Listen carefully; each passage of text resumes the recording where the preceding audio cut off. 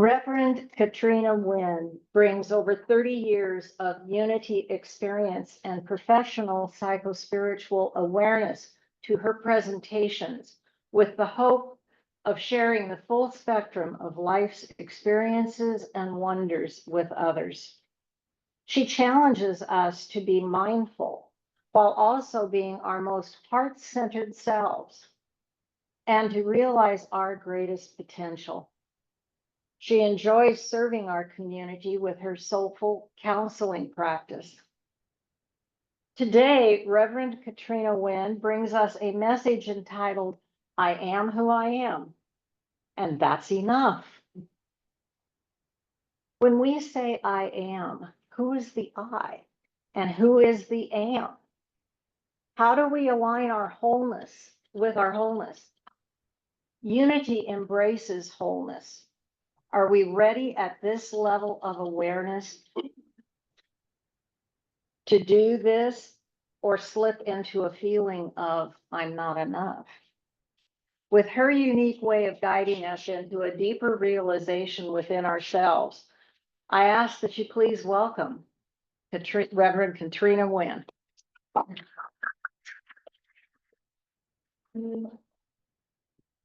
Thank you, everybody. Glad we have so many people on Zoom today, here in the house. Familiar faces, new faces. So I really do feel privileged to be here with you today, and thank you so much. And I'm going to be touching upon some of the things that have already come up today. So just bear with me. But first, I'm going to start off with something kind of like that. It's just, I think it's an interesting idea. It's the idea of the year 2025, because we're still pretty fresh in 2025, right? And did you know that 2025 is called the year of the hermit? Yeah, do you know what a hermit is? We'll talk a little bit about that.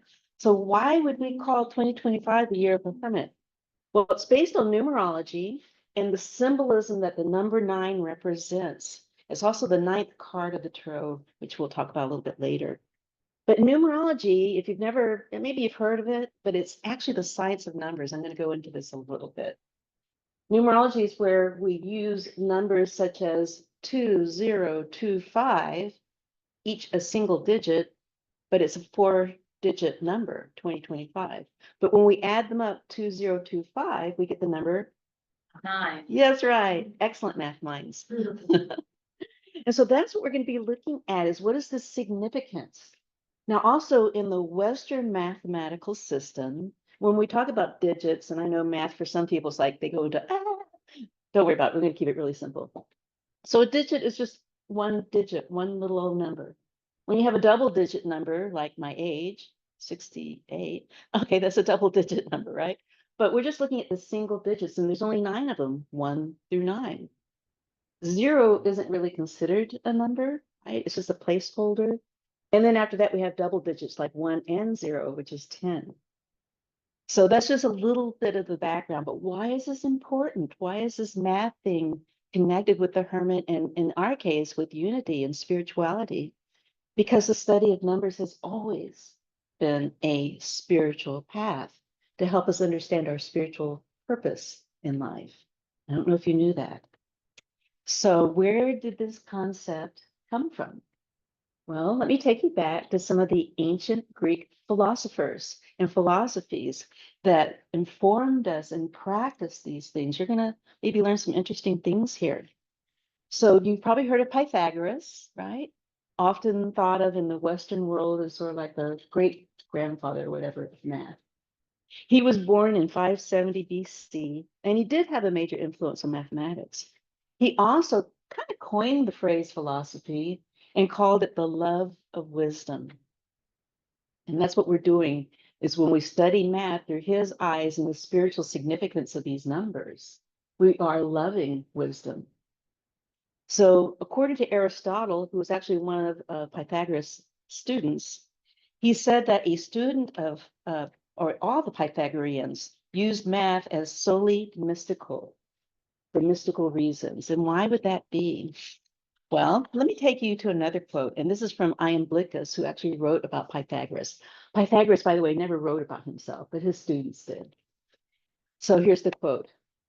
Aberrus, who was a priest of Apollo, stayed with Pythagoras and was, let's see if I can pronounce this correctly, compendiously taught physiology and theology. And instead of divining with the entrails of beasts, okay, anybody who's read the Old Testament, you know what I'm talking about there.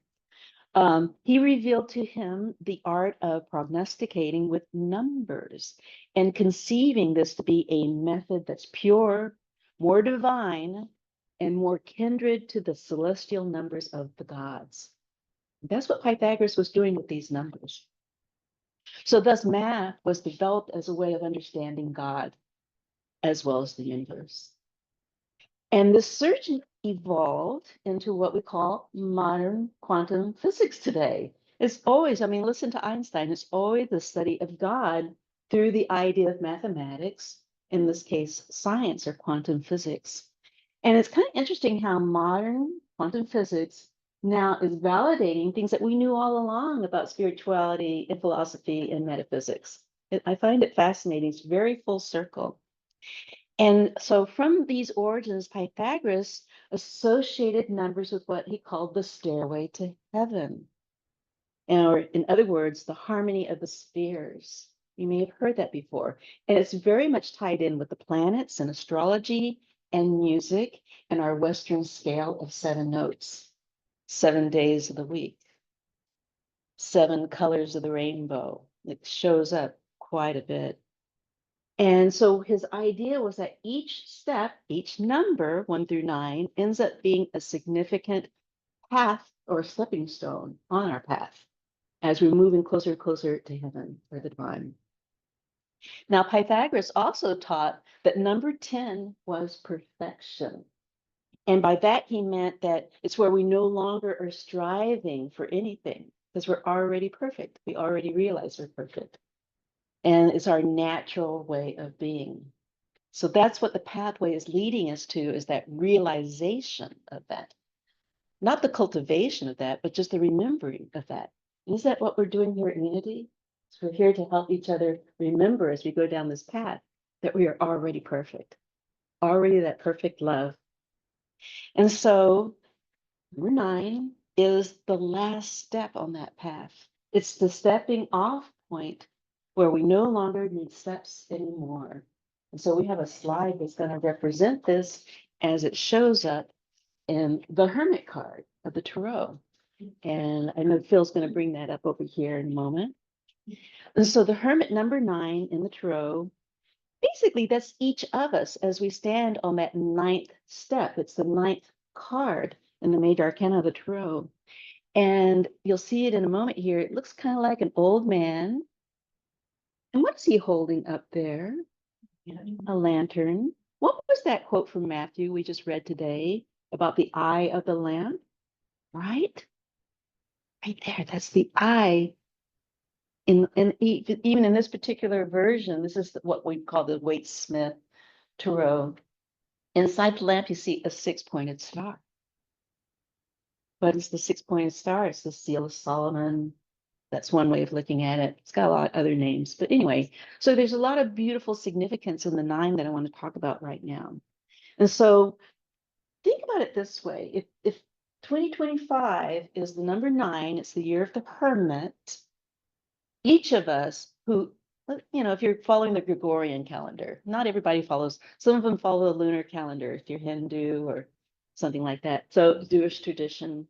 But when we're following this at 2025, we are all in a hermit year. In other words, I'm in a hermit year, Lucy's in a hermit year, Deanna's in a hermit year, Phil's in a hermit year, you're in a hermit year. We're all in it together. So what are we here to learn together this year as hermits? What is the hermit teaching us? And what is it helping us, kind of like helping us pass through? And what are the lessons we're here to learn this year? And keep in mind, from Pythagoras' point of view and from the metaphysical point of view, it's a spiritual lesson. So that's one I want to cover here. So now I want you to think about the path that you've been on. What were you doing back in 2017?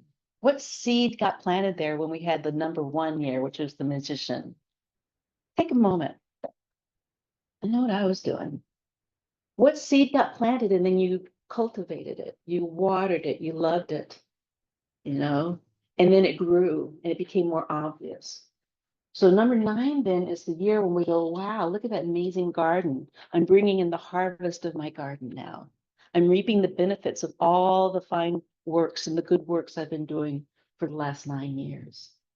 And then I'm going to decide what seeds I want to plant next year and which things I'm going to let stay in the compost pile. This is a great time for culling and cleaning and removing those things that no longer serve us. Now, here's some of the lessons of the hermit. You might have remembered back in November of 2017. Oh, no. Actually, sometime back, I talked about the 40 days. That was my topic for that particular talk. And I mentioned the fact that Jesus, right, spent 40 days and 40 nights in his hermitage, right? We also have in Genesis, Noah and the ark, and the idea that I talked about this, I think just 2 months ago when we talked about peace and how the dove of peace showed up with the olive branch. And it took the 40 days for the flood to subside. So again, there's a hermitage, being in that ark, being with those animals. We also have Buddha under the Bodhi tree. Now, I don't know how many days he was there, but the idea that it's important, it's part of our 9-year cycle. Every 9 years, we're going to go into a hermit year. We need to retreat. Some of us feel forced into it, but it really is for our benefit. So what are we benefiting? This is from Rumi. The inspiration you seek is already within you. Be silent and listen. What does the hermit do? The hermit is silent and listens. This kind of scary thing. People like to be entertained and distracted. They watch the TV or the news or the politics or whatever. It's amazing to be a hermit, to take that inner focus, listening to the inner guidance, having that connection with spirit. That's what we're here again to remind each other in unity. And so, like the lessons of these wonderful teachers and exemplars, we learn to embrace that period of introspection. And then we tune into our inner channel, to Mother Father channel. Think of it as a channel, the Mother Father God channel. And that we really are doing this not just on Sunday, right? We're doing it every day, every night. And this reminds me of the first principle of unity. And I'll read it for you. Reminder here. There's only one presence, one power, God the good. So when I'm the hermit and I go into my inner awareness, I'm God going into my inner awareness of what it is to be this particular filter of life. I'm going to talk a little bit more about that. And so here again, we're in 2025. We're learning how to dedicate ourselves to being more present, to being with that one power through this inner knowing, like the hermit. So I actually have a little meditation for us to start with. I'm going to have another one at the end. This one will help prepare you for that one. And so again, just sitting comfortably, maybe both feet on the floor if you can. Your hands relaxed, maybe in your lap. Your eyes closed. And just allow yourself to soften your belly. And you probably noticed sometimes I've talked about the simple breath, where you breathe in from your nose down to the belly, and then you exhale back out to the nose or your mouth if that's more comfortable for you. But it allows you to soften that belly, and it allows you to release any tension, to let it dissolve.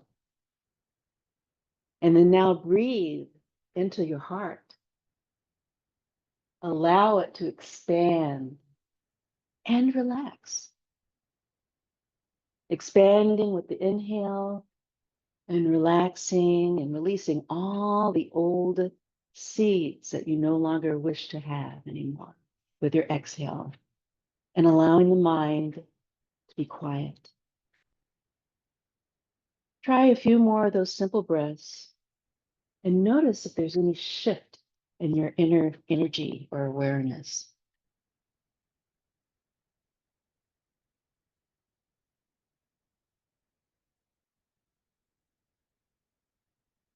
Now allow this heart-centered energy to embrace the spirit of love as taught by Jesus or Yeshua, Mother Mary, Mary Magdalene, other avatars, models of this in your life, heart-centered energy.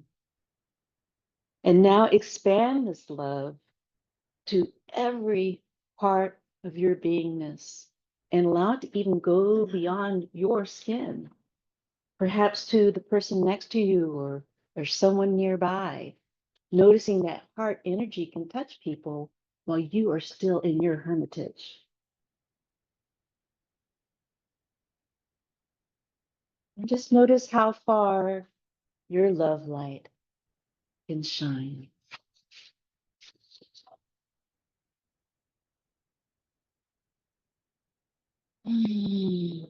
Okay, we'll come back to this at the end. So I am who I am, and that is enough. I don't know if you've ever heard that phrase, but I say it every morning on rising, every night before sleep. I actually repeat it 3 times. It's like my little mantra. But what does it mean? Well, there's different people who might have different interpretations of what this means. But I actually went back to what Jesus said about it. And it was reported that he actually referred to himself by the name I am. Yeah. And in Exodus chapter 3:14, God reveals his name to Moses as I am that I am. I am God. I am Mother, Father, God. If Jesus can say it, aren't we also meant to say that? I am, right? So basically, just give yourself permission. And I know this is what I do. I visualize God's light as an energy being, the I am within me. But then as I do that, I also realize that once I was delivered, plop onto this earthly plane, I began to forget the I am. I forget who I was and who I am. I became maybe a little brainwashed or programmed by the people and the environment around me so that I forgot more and more the I am. And I got that separation going on. Well, that's I am up there, but no, I'm not I am. That's I am, right? That division. And here at Unity, we have a different philosophy. We're trying to remember, we are remembering the I am. And so in 2025, this Hermit year, this is our opportunity to focus on this understanding, integrating it, and radiating the I am knowing of myself, just like we did in that exercise just a moment ago. So, my affirmation for this year, because I do like to pick an affirmation. Each year, I pick like a special book I'm reading and a special affirmation, a special meditation, and then I dedicate my whole year to it. And so this year, I am who I am, and that is enough. I added that part to it. So, what does that mean? So, again, how many of us have struggled with the notion that we're not enough? Yeah, okay. Or that there isn't enough available to us. That comes up for folks. Now, I call this, and one way of looking at it is a scarcity consciousness, where this not enough belief says that there's something missing in my life, rather than knowing that something is present. It's also based on lack and fear, rather than love and wholeness. And that's our theme for this month, is realizing and embracing our wholeness. So these are some of the thoughts that maybe have run through your mind, or maybe people that you know. I'm not good enough, or I'm not fill in the blank, smart enough, attractive enough, secure enough, healthy enough, enlightened enough. Has that ever come up for some people? Basically, not perfect. Or what about when the focus is outward? So maybe I feel like I'm a victim of life. I'm not loved enough or supported enough, or there isn't enough peace or love in the world. Have you heard that one before? There's not enough peace or love in the world. That in itself is a belief that says there's not enough. Yeah. So what would Mother, Father, God say about themselves? Would they say this, that they're not enough? Of course not. So why do we do it? If I am God, why do I keep telling myself I'm not enough or that there's not enough in the world? It doesn't make sense. We continue to split off from God when we do this. It's because we forgot. And we forgot, again, that brainwashing or the programming, those influences that made us forget our divine beingness. So because we forgot, we learned about fear in life, right? And fear is not embracing love. We know that. It disempowers us. And we forget our true radiance in life, who we really are, the I am. So this is how, again, we get fractured, we get into dualistic teachings, that whole model of this is good and that's bad, this is right and that's wrong. Judgment was, of course, at the root of that. And behind that is fear. And what is the fear? I'm not good enough. I'm not loved enough. I'm not enough. Life isn't enough. But we're here at Unity because we no longer choose to forget. We are here to remember. And so, my cohorts, let's turn this around. And keep in mind, it's a moment to moment practice. And that's what's so beautiful about the hermit. And having a hermit year reminds us that each moment is an opportunity to remember. It's like reformulating and reclaiming our fractured self and finding our wholeness. So please allow me to share part of my own personal exploration about this hermit meditation that I go through. And, might be for you, may not, might be an example for you. So I realized that my life unfolded in a way that my natural intuitive connection with Earth was kind of severed. And yet, as a very young child, I began to connect with Earth more than I connected with the people. I remember I was this is very personal, but I was actually sent to a Baptist boarding school. I wasn't Baptist, but I remember 10 years old, being in church, taking a little break, going to the bathroom, and looking in the mirror and going, these people say one thing when they're here at church, and then the rest of the week they act differently. I think they're hypocrites. I don't think I believe in God, not this one. Right? So I was feeling the split offness that people were saying one thing and doing another. And I go, that's not my way. I'm not going to do that.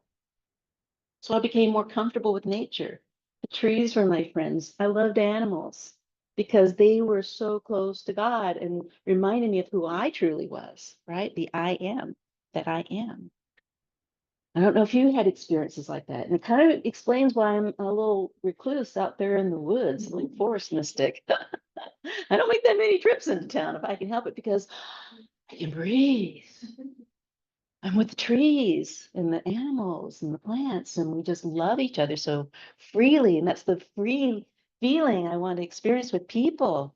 And yet, maybe like you, sometimes I feel a little protected. So this is what I work with. And this is what my hermit year is dedicated to.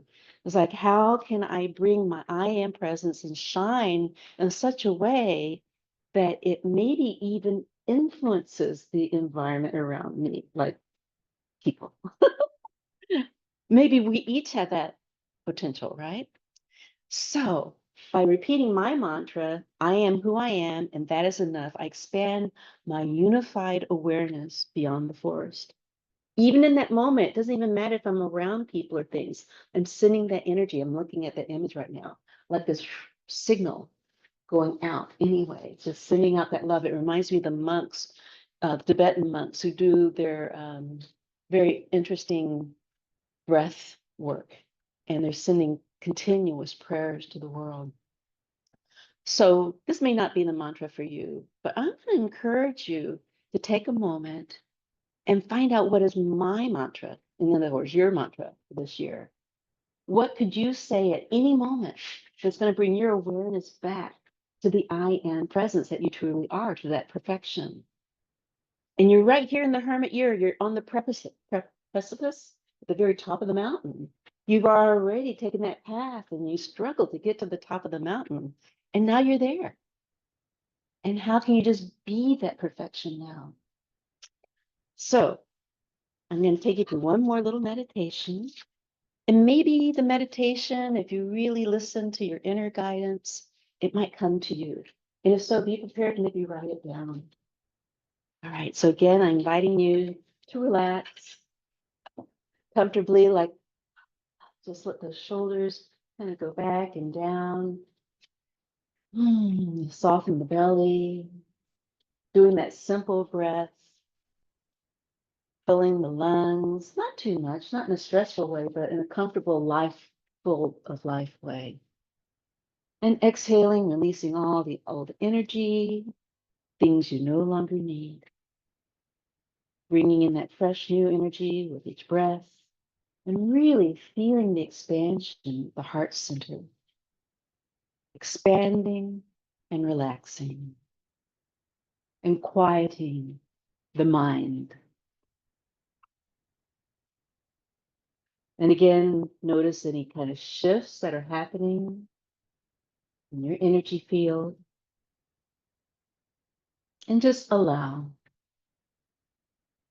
And allow this heart-centered energy to find the I am inside, the one who is God in the form of you, experiencing life as God through you, through your unique lens and experience.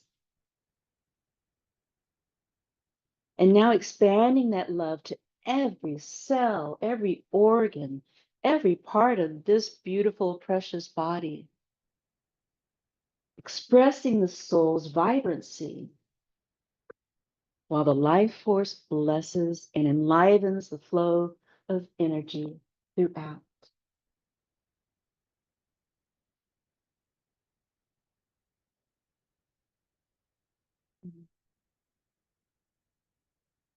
And imagine that this is God's love flowing through this dimensional expression, celebrating life as you, as the I am, as the non-dual presence of love.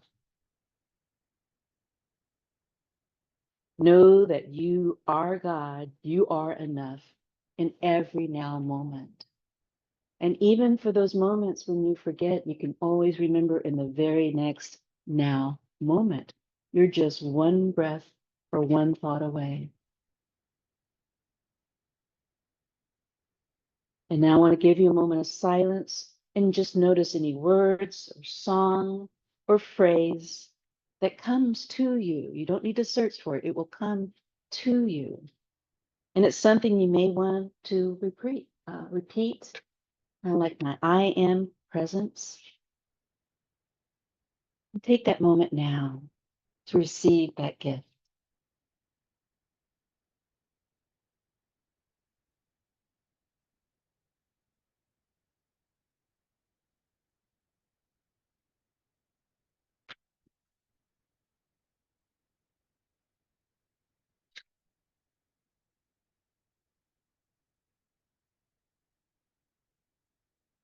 I am. I am love. I am blessed. I am loving. I am loved.